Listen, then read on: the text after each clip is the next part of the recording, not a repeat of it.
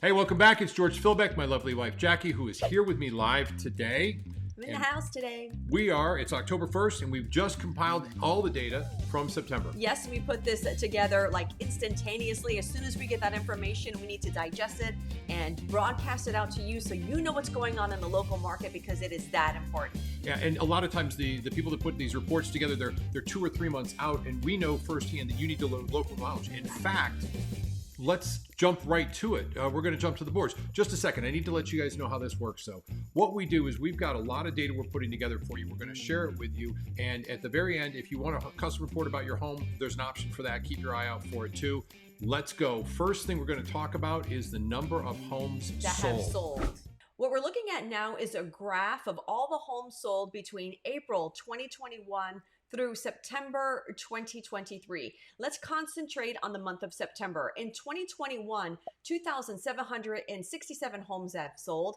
Fast forward a year, September 2022, 1,628 homes have sold. No, that's down so much, Jackie. Yes. That's down almost 50%. Which is crazy. Yeah, and that's what happened. Well, we know that because we've always talked about the interest rates going up. This last month, or right now, only 1,250 homes have sold. Again, probably because prices are high and the interest rates remain high.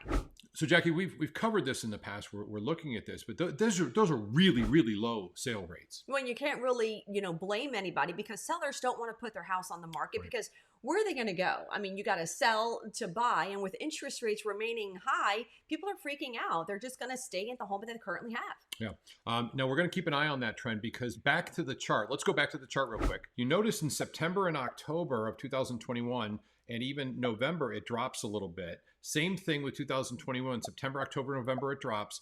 I expect our sold homes are actually going to be below 1,000 in November. I think we'll get that low, which is... You really think that? That's crazy scary. Yeah, it is. So that's it. I put it out there. I've always put out, don't marry the rate. You date the rate, you marry the home. So it's still always a good time to buy. Don't worry about the rates. That's my position. And you were right too about the interest rates not increasing. A lot of people were saying, oh, no, you don't know what you're talking about. They're going to go up. And then... Well, I'm going to put it on record again. So my next one, because we've got a meeting in November, we're going to talk about interest rates, and I'll just kind of foreshadow you with this. I'm going to put it out there that they definitely won't raise the rates. That's my opinion in November, but I think that they're actually going to drop them a quarter basis point to signal that the economy is improving. At least that's what they want to portray, and I believe that they're going to do that. So let's keep our eye on that. Next topic is, let's go to the graph. So now we're taking a look at the average sales price, and let's really look at June of this year. You can see it's about $474,000. Then the price went down a little bit in July and August, but check it out. In September, it shot up again to $466,000. Now that's really mind-blowing. If you look back at last year or in 2021, where it was, it went down. Sellers, and now we're seeing the trends going up. Yeah, they end up dropping in September a little bit always, and this went up. No, it's just crazy to me that they're going up with higher interest rates. Yeah, of course we have less homes available. People must need them in their bidding. It doesn't make sense. It doesn't make sense. Yeah. We need to see what's going to happen in October.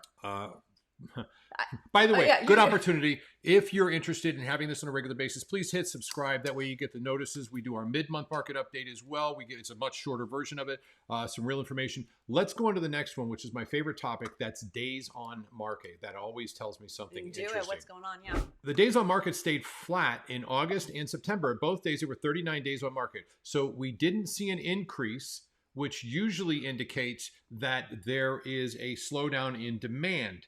But we have less inventory, so there could be a slowdown in demand and just less inventory as well. There's not much information in the days on market, so I'm not going to spend any more time on that. But I'm going to switch right over to the one that freaks everybody out, and that's interest rates. Crazy. Look at that. It's at 7.85. Who can afford a house these days? They can't, and we're going to cover that in affordability in just a second. So I wanted to let everybody know, we always try and do this. So what we did to find the interest rates, and it's going to go into affordability, we use somebody who has a credit score of 740 or above for the interest rates, and that they're putting 20% down on their home. That way we get it across the board. That's for everything. You've seen these go up. They are still going up. The interest rate of 7.85, I should share this with you. In fact, let me share this with you right now. There are other interest rates available. Here are other rates that are available. They're not all crazy high, but that was a good average. We have 7.4, 7.5, 7.8, 9.1, And all of these are for 30-year fixed with this with 20% down.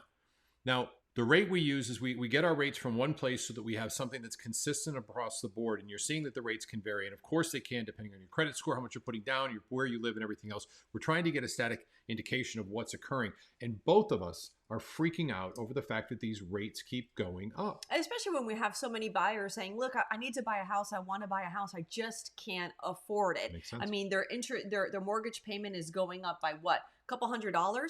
Yeah, every quarter point it takes their mortgage, their payments go up. And now that brings us to the last part we're going to cover before we go into some other things. That's affordability. But I do want to talk about what has been said and is being said by others. And I pulled this up for you to take a look at. So this is Zillow's chief economist saying the housing market is frozen up, which means it's basically the housing market is frozen. It's not going anywhere. What do you think of that? And it's going to stay up. Honestly, I mean, according to her, I don't put a lot of weight into Zillow. I mean, their estimates are wonky woo-woo. Right. So I'm not going to read a lot into that, but we are giving you that information so you can see what's being said. Only time will tell. We'll have to see what happens in October, November, and December. I'm going to go on the market or go on on record again. Yeah. I think that by next year, we're going to see interest rates mid-fives.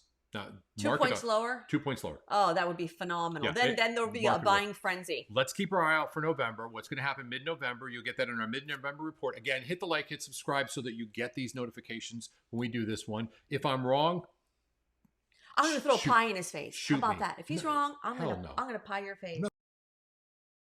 I'm betting that much. They're going to like to see that. Done. If I'm wrong, if the interest rates go up in November, she'll put a pie in my face in the middle of this thing and I'll finish it with pie on my face. That's it. If you want to see that, if we get at least 10 comments that pie his face, pie his ass, then we'll do it. Let's get to affordability. That's really the most important one. And then stick around. I got some more information for you. You're definitely going to want to know about it. Okay, some of you will remember this. This is the affordability graph. And before we get started on the affordability graph, I should probably mention something that you need to know. When we get to 50%, and what we're showing you in the graph is over 50%, it's no longer possible to get a mortgage. Now, what this is PITI, principal, interest, tax, and insurance, based on a home income level of $100,000. So if you make more, it's not going to be that bad. If you make less, it's going to be even worse. But when you get to 50, you can't get a mortgage. They won't give you one. Yeah. And it's debt to income. This is just principal, interest, and tax and insurance. It doesn't include your car payments. It doesn't include your student loans. In fact, any debt you have will be included against your debt to income ratio unless that debt is going to be withdrawn within the next 11 months. In fact, I've got a great video I'm going to put at the end of this. It'll just play for you automatically, and I'll also put it in the description down below from our mortgage lender that explains exactly how to do that and how to get ahead and improve your credit rating, which will improve your debt scores. We have an affordability in September of 2023 of 56.96%. And that, my friends, is ridiculous. And the thing is, it went up, and it went up because our interest rates went up a little bit and our prices went up. It's a double whammy. Our interest goes up, our prices go up, the affordability goes down. Of course, the housing market is frozen. Now, neither of us were implying that that person who's a chief economist is not an expert. And the truth of the matter is, that's an overall picture in the nation and what's happening nationwide. We cover that in our mid-month marketing reports. Thing is, that part's right. With the affordability index that high, you can't do anything. You can't do anything. You stay put, or even worse, you're forced to rent. And a lot of the landlords are taking advantage of the renters, and the rent's extremely high. Yeah. You know, so they got you by both of them. You know. I'm just saying. They do. That's true. Yeah. Okay. So that's it for this month. I wanted to make sure you had all this good stuff. Now, one of the things we do for our family and our friends is we do basically a look into your particular home, your area. We can do it. I'm going to play you a quick video following this right now that kind of shows what that report looks like. If you're interested, down below in the description, there's a little link there. Just give us the address. We'll fill out everything for you. We'll email it right over to you, and it covers your property.